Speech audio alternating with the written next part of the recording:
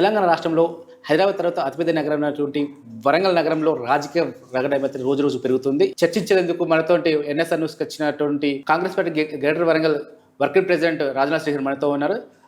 Rajanath శ్రీహర్, thank you అండి మా స్టూడియోకి వచ్చినందుకు. ఈరోజు అతనితో ఈ వరంగల్ తూర్పులో ఉన్నటువంటి రాజకీయాలు ఎలా ఉన్నాయి, వరంగల్ అభివృద్ధి ఎలా సాగుతుంది అనే విషయం పైన చర్చిద్దాం. శ్రీహర్ గారు, మీరు సుదీర్ఘకాలంగా రాజకీయంలో ఉన్నారు. వరంగల్ తూర్పులో మీ మనుగడ అనేది చాలా ఉంటుంది. వరంగల్ డెవలప్మెంట్లో కూడా మీ యొక్క రాజకీయ అనుభవం అనేది చాలా ముఖ్యంగా ఉంది. మనం చూసుకున్నట్టు మీరు దాదాపు ఎన్ని సంవత్సరాల అనుభవం ఉంది మీకు? రాజకీయాల్లో ఎప్పుడు చేర్చారు? నాకు 89లో రాజకీయాల్లో నేను నుంచి ఉన్నాను. యువజన కాంగ్రెస్ డివిజన్ అధ్యక్షుడి నుంచి మొదలు పెడితే రాష్ట్ర యువజన కాంగ్రెస్ రాష్ట్ర ప్రధాన కార్యదర్శిగా, ఉమ్మడి రాష్ట్రానికి ఉమ్మడి జిల్లా బీసీల అధ్యక్షుడిగా, పిసిసి సెక్రటరీగా, స్పోర్ట్స్ డైరెక్టర్గా, కాంగ్రెస్ పార్టీ వర్కింగ్ ప్రెసిడెంట్గా అనేక పార్టీ పదవులు, నామినేట్ పదవులు చేయడం జరిగింది. మీరు రాజకీయంగా ఉన్నప్పుడు ఏంటంటే దాదాపు మీరు 37 సంవత్సరాల నుంచి రాజకీయంలో ఉన్నారు. ఈ 37 సంవత్సరాల్లో అటు కాంగ్రెస్ పార్టీ, ఇటు బీఆర్ఎస్ పార్టీలో కూడా రాజకీయం చేశారు. మీకు అత్యున్నత స్థాయిగా మిమ్మల్ని గుర్తించిన పార్టీ ఇది. ఇప్పుడు పదవులు ఇవ్వకుండా గౌరవం అనేది ఇస్తే అది గుర్తింపు కనబడుతుంది. ఆ గుర్తింపు 28 సంవత్సరాలు 29 సంవత్సరాలు నేను కాంగ్రెస్ పార్టీలో పనిచేసినాక బీఆర్ఎస్ పార్టీలో 3.5 సంవత్సరాలు అయిపోయినా కానీ ఆ పార్టీ పదవి లేకుండా నా పార్టీ ఇచ్చే గౌరవం చాలా గొప్పది. మీరు 3.5 సంవత్సరాలు ఉన్నా కానీ మీకు బీఆర్ఎస్ పార్టీ గౌరవం ఇచ్చింది అంటున్నారు. కాంగ్రెస్ పార్టీ మీకు గౌరవం ఇవ్వలేదా? కాంగ్రెస్ పార్టీ గౌరవం ఇవ్వకపోతే అది గౌరవం అసలు కాంగ్రెస్ పార్టీకి ఇలా ఒక ముఖ్యమంత్రి రేవంత్ రెడ్డి ముఖ్యమంత్రి స్థానంలో కూర్చున్నాడంటే ఒక 10 మందిలో రాజనాథ్ శ్రీహర్ ఒకడు. మీరు రాజనాథ్ శ్రీహర్ ఒకరు అంటున్నారు, కానీ తూర్పులో రాజనాథ్ శ్రీహర్కి ఈరోజు చూసుకున్నట్లు పట్టు లేదని చెప్పేసి చాలామంది మీ పార్టీకి సంబంధించిన వాళ్ళు అంటున్నారు. రాజనాథ్ శ్రీహర్కి పట్టు లేకపోతే గ్రేటర్ వరంగల్ అధ్యక్షుడిగా ఉన్నప్పుడు నేను ఏ డివిజన్లో అసలు కాంగ్రెస్ పార్టీ లేదు. అటువంటి పరిస్థితిలో అన్ని డివిజన్లలో కార్పొరేటర్లుగా నిలబెట్టించి పోటీ చేసిన అంటే నాకు పట్టుందో లేదో అందరు తెలుసు. ఈ మధ్య కొంతమంది నాయకులు తూర్పులో ప్రవేశించి కాంగ్రెస్ పార్టీని భ్రష్టు పట్టించు. ఆ భ్రష్టు పట్టించిన కారణం కొంచెం నేను సెట్ బ్యాక్లో ఉండడం జరుగుతుంది తప్ప కాంగ్రెస్ పార్టీ అంటేనే రాజనాథ్ అంటేనే కాంగ్రెస్ పార్టీ. వరంగల్ తూర్పులో కాంగ్రెస్ పార్టీ 3 వర్గాలుగా చిల్లిపోయింది. దీని ఎలా చూడొచ్చు? నాకు ఏ గ్రూపు లేవు, వర్గాలు లేవు, నాకేం లేవు. నాకు అందరూ ఒకటి నా దృష్టిలో. ఎవరు అభివృద్ధి చేస్తే వాళ్ళకే నా ఓటు. ఇప్పుడు 30 ఏళ్ళ నుంచి నేను చూస్తున్న అభివృద్ధిలో శూన్యంగా ఉన్నది. దోనపూడి రమేష్ బాబు తర్వాత వచ్చిన ఎమ్మెల్యేలు ఎవరైనా చూడండి, ఈ రోజు వరకు అభివృద్ధి చేయలేదు. హైదరాబాద్ తర్వాత వరంగల్ అంటారు, మరి హైదరాబాద్ తర్వాత వరంగల్ చూడండి, మీరు ఖమ్మం చూడండి, కరీంనగర్ చూడండి, అభివృద్ధిలో ఎందుకు ఆ జిల్లాలు ముందుకు పోయినాయి? మరి హైదరాబాద్ తర్వాత పెద్ద జిల్లా అంటే వరంగల్ ఎందుకు వెనకబడిపోతుంది? ఎందుకు నాయకుల లోపం? అభివృద్ధిపై చిన్న చూపు ఎందుకు చూస్తున్న విషయంలో రాజకీయ నాయకులు, మాజీ ఎమ్మెల్యేలు, ప్రస్తుతం ఎమ్మెల్యేలు ఆలోచించాల్సిన అవసరం ఉంది. తూర్పు ప్రజలు 1000 కళ్ళతో ఎదురు చూస్తున్నారు. మా దగ్గర ఉన్న ఐన్జాహి మిల్ ఫ్యాక్టరీ పోయింది, మాకైనా ఫ్యాక్టరీ వస్తా అని తూర్పు ప్రస్తుతం ఫ్యాక్టరీ కాదు, ఎటువంటివి కూడా లేకుండా ఈనాడు నిరుద్యోగులే రోడ్ల మీద తిరిగే పరిస్థితి వరంగల్ తూర్పులో ఉంది. అది వెళ్ళాలంటే మంచి ఇండస్ట్రీస్, ఇన్ఫ్రాస్ట్రక్చర్స్ డెవలప్మెంట్ అయ్యే నాయకుడు ఇప్పుడు తూర్పుకు అవసరం. అటువంటి నాయకుడు వచ్చినప్పుడే తూర్పు అభివృద్ధి పదంలో వెళ్తుంది. స్థానిక ఎమ్మెల్యే మిమ్మల్ని పట్టించుకోవడం లేదంటున్నారు, దాన్ని బట్టి? ఎమ్మెల్యేలు నన్ను పట్టించుకోవడానికి కాదు, నన్ను పట్టించుకోకుండా నష్టం లేదు. ప్రజలను పట్టించుకోమనండి, అభివృద్ధిని పట్టించుకోమనండి. పదవుల విషయంలో కాంగ్రెస్ కార్యకర్తలు 30 సంవత్సరాల నుంచి కష్టపడి వాళ్ళకి ఏ పదవులు లేకుండా, తినడానికి తిండి లేకుండా అన్ని రోడ్ల మీద పరిస్థితుంది. వాళ్ళని పట్టించుకోమనండి, నన్ను పట్టించుకోని అంటాలేండి కదా. మీరు 37 సంవత్సరాలు ఉన్నారు రాజకీయంలో. మీ రాజకీయ జీవితంలో ఏ ఎమ్మెల్యే తూర్పును మంచిగా అభివృద్ధి చేశారు? నేను చూసినప్పటి నుంచి కూడా పురుషోత్తరావు గారు, దోనపూర్ రమేష్ బాబు గారితో అభివృద్ధి అక్కడికి ఆగిపోయింది.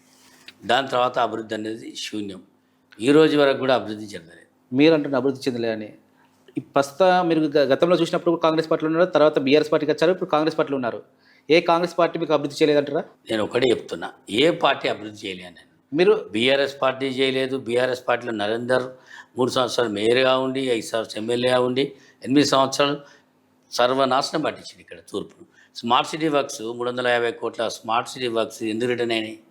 ఎందుకు వీళ్ళు కాంట్రాక్టర్లకు బెదిరించి ఎవరికి వారు ఎంపీనని ఎమ్మెల్యేనని మేయర్నని నానా ఇబ్బంది పెట్టి కాంట్రాక్టర్ రఘుపతి రెడ్డిని ఇబ్బంది పెడితే పైసలకు ఆయన డెవలప్మెంట్ చేయలేక స్మార్ట్ సిటీ వర్క్స్ రాక ఆయన బిల్లులు రాక ఆయన ఎవరికి పర్సెంటేజ్ లేక లాస్ట్కి వచ్చేసరికి ఆ ఏదైతే స్మార్ట్ సిటీ డెవలప్మెంట్ వర్క్స్ ఉన్నాయో అవి కూడా రిటర్న్ కావడం జరిగింది. ఆ ఏదైతే కాంట్రాక్టర్ ఉన్నాడో ఆ కాంట్రాక్టర్ చేయలేని పరిస్థితిలో ఆయన టర్మినేట్ చేయడం జరిగింది. వరంగల్ తూర్పు అభివృద్ధి చేయలేరని చెప్పి మీరే చెప్తున్నారు, కానీ ఎప్పుడు గలమెత్తరు ఎందుకు మీరు? నేను చాలాసార్లు గలమెత్తిన, చాలాసార్లు నాయకులను తిట్టిన. నేను బసరా సార్ అని 15 సంవత్సరాల నేను సారేతో నేను కలిసి ఉన్నోని కాదు. కొండా సురేఖ గారు 8 సంవత్సరాలు ఉన్న ఆమెతో నేను కలిసి ఉన్నోని కాదు.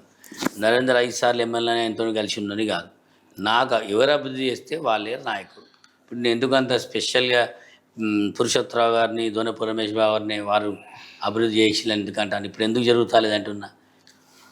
ఈ 30 ఏళ్ళల్లో నాకు చూపించాడు ఏ అభివృద్ధి చేసినది ఒకటి చూపించేవాడిని. ఎవరైనా సరే నేను రెడీ. కొండా సురేఖకు వ్యతిరేకంగా మాట్లాడగలుగుతారా?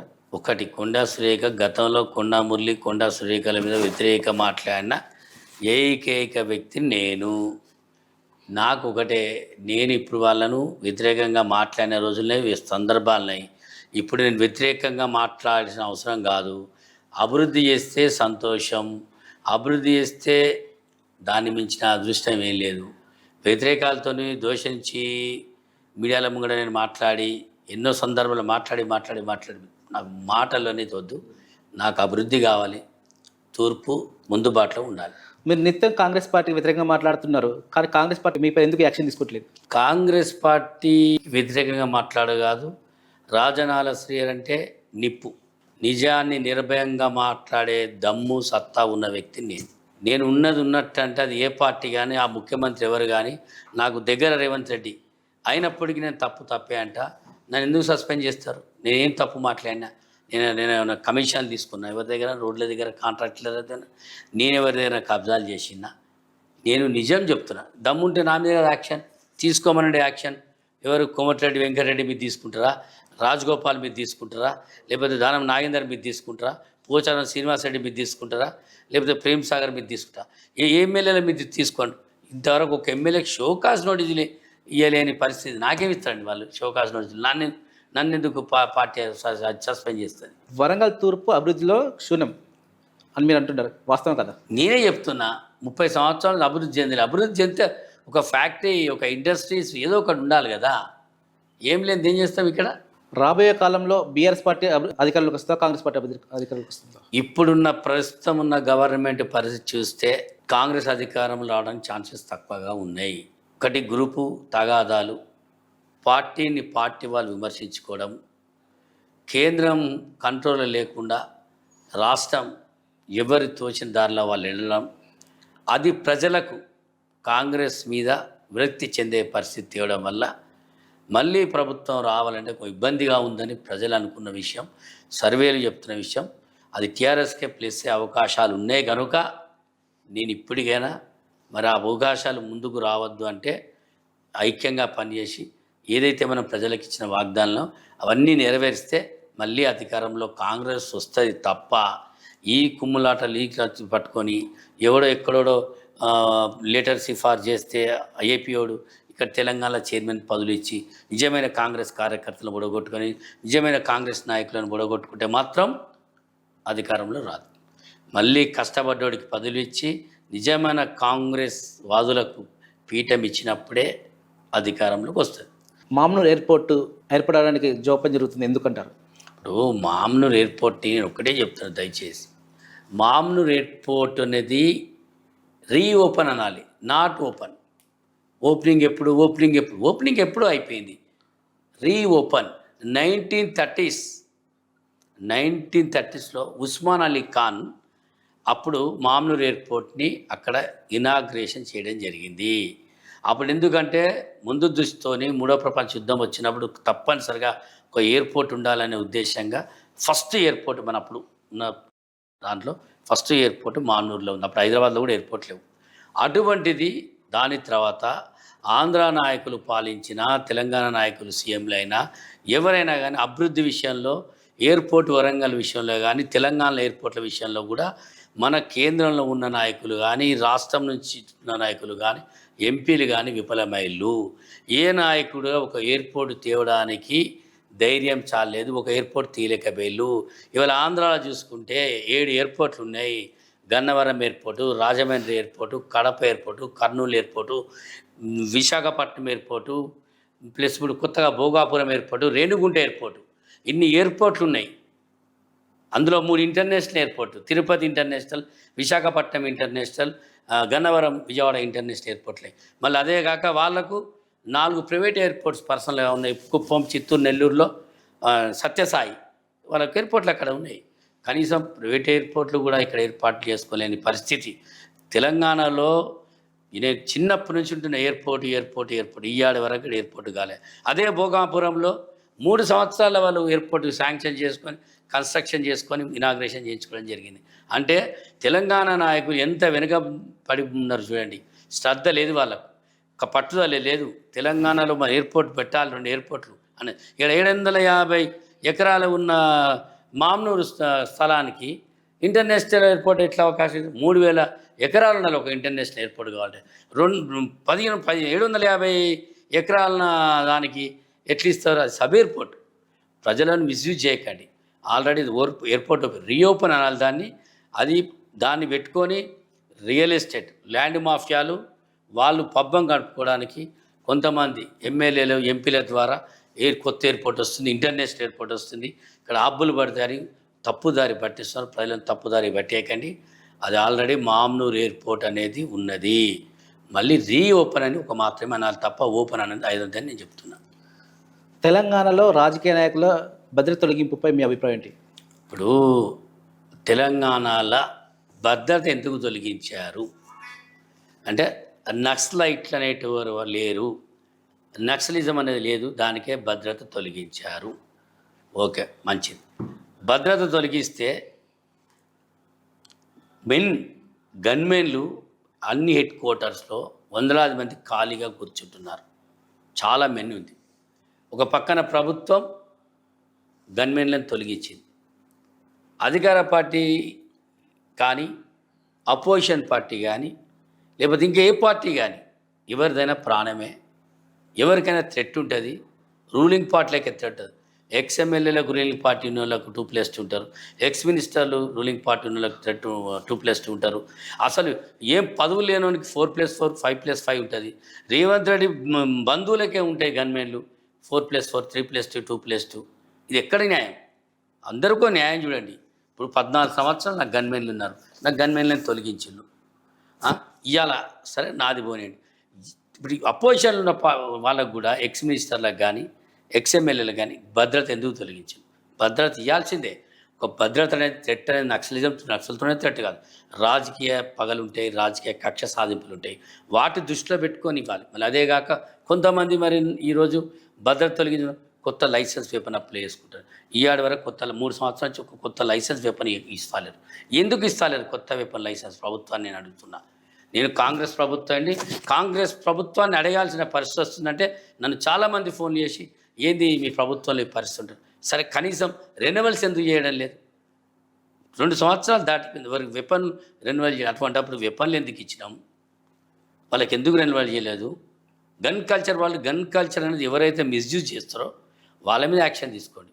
ఎవరికైతే గతంలో భద్రత ఉన్నది, 10-15 సంవత్సరాల భద్రత ఉందో వాళ్ళకి భద్రత కల్పించండి. థ్రెట్ అనేది టార్గెట్ అనేటోడు ఎప్పుడు టార్గెట్గానే ఉంటాడు.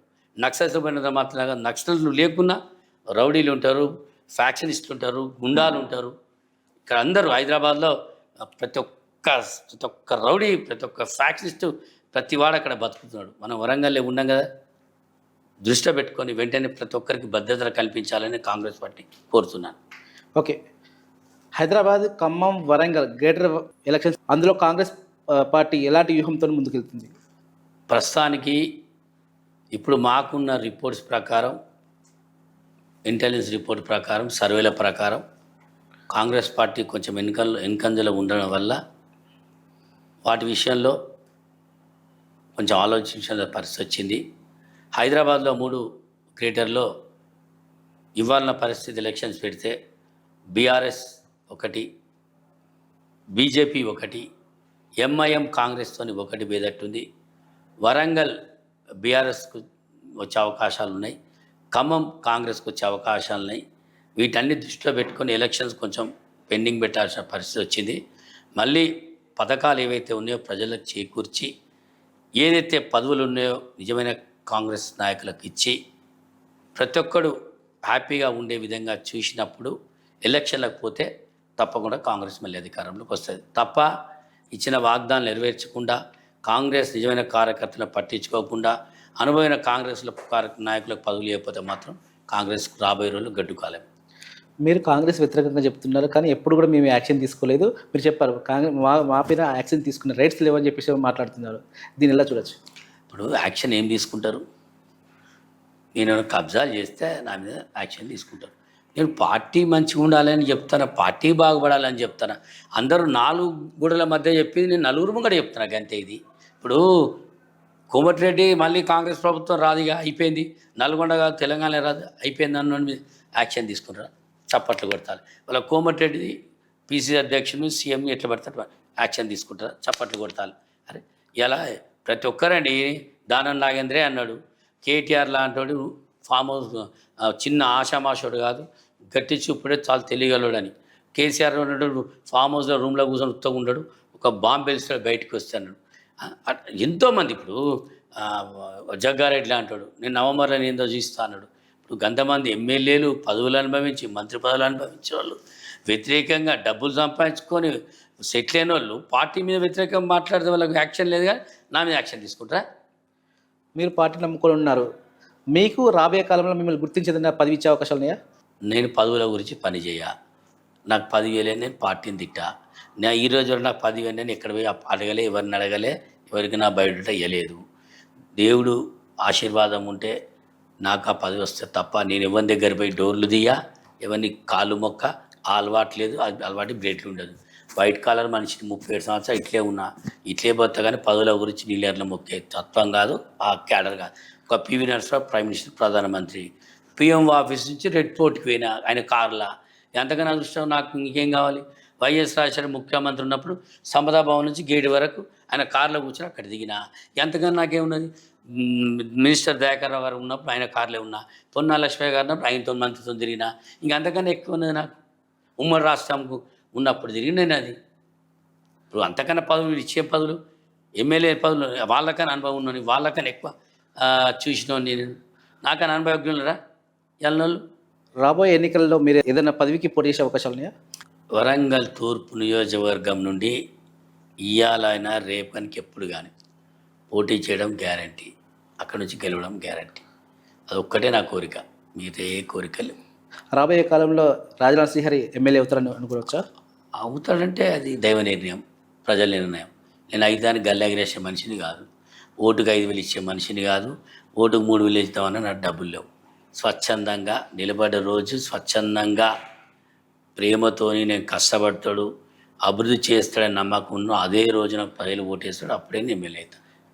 రాజనాథ్ శ్రీహరి చాలా సేవా కార్యక్రమాలు చేశారు. అటు గుడువులు పంచడం కావచ్చు, బండ్లు పంచడం కావచ్చు, చాలా మంచి కార్యక్రమాలు చేశారు. ఆ రాజనాథ్ శ్రీహరి దేనికోసం చేశాడు? నేను దాన ధర్మాలు చేసింది పబ్లిసిటీ గురించి కాదు, ఏదో ఓట్ బ్యాంక్ గురించి కాదు. స్వచ్ఛందంగా పేదవాడు నా కళ్ళ ముంగడ కనబడినప్పుడు నా కళ్ళలో కన్నీరు వస్తుంది కనుక నా తోచిన విధంగా పేదలకు చేయాలని ఒక మంచి సంకల్పంతో నేను నా తోచిన సాయం నా దగ్గర ఉన్న దాంట్లో ఒక 70% పేదలకు దానం చేయాలనుకున్నా, అట్లే చేస్తున్నా. అంతే తప్ప ఈ దానం చేసి పదవులు రావాలి, ఈ ధర్మంగా ఉండి ఏదో పదవులు సంపాదించుకునే ఆశ మాత్రం నాకు లేదు. అటువంటి ఆశ ఉన్నప్పుడు ఇటువంటి దానాలే చేయను. థ్యాంక్ యూ రాజనాథ్ శ్రీహరి గారు. మా స్టూడియోకి వచ్చి మీ అమూల్య సమయాన్ని కేటాయించి మాకు మంచి సందేశం, అంటే రాజకీయంగా మీరు ఇచ్చిన అనుభవాలకు మీ అనుభవం కావచ్చు, మా ఎన్ఎస్ఎల్ న్యూస్తో చర్చించుకోవడం చాలా బాగుంది. Thank you. వరంగల్ తూర్పులో రాజకీయాలు మాత్రం రోజు రోజు మారుతున్నప్పటికీ రాజనాథ్ శ్రీహరి చెప్పే ప్రకారం ఏంటంటే అటు బీఆర్ఎస్ కావచ్చు, కాంగ్రెస్ పార్టీ ఎప్పుడైనా రాజకీయాలు అధికారంలోకి వచ్చే అవకాశాలు ఉన్నాయి. రాబోయే రోజుల్లో రాజనాథ్ శ్రీహరి అటు కాంగ్రెస్ పార్టీలో ఉంటారా, బీఆర్ఎస్ పార్టీలో ఉంటారా? బీఆర్ఎస్ పార్టీలో ఉన్నప్పుడైతే అతనికి ఎలాంటి పదవులు రాలేదు. కాంగ్రెస్ పార్టీ ఉన్నప్పుడు షాప్ డైరెక్టర్ కూడా పనిచేశారు.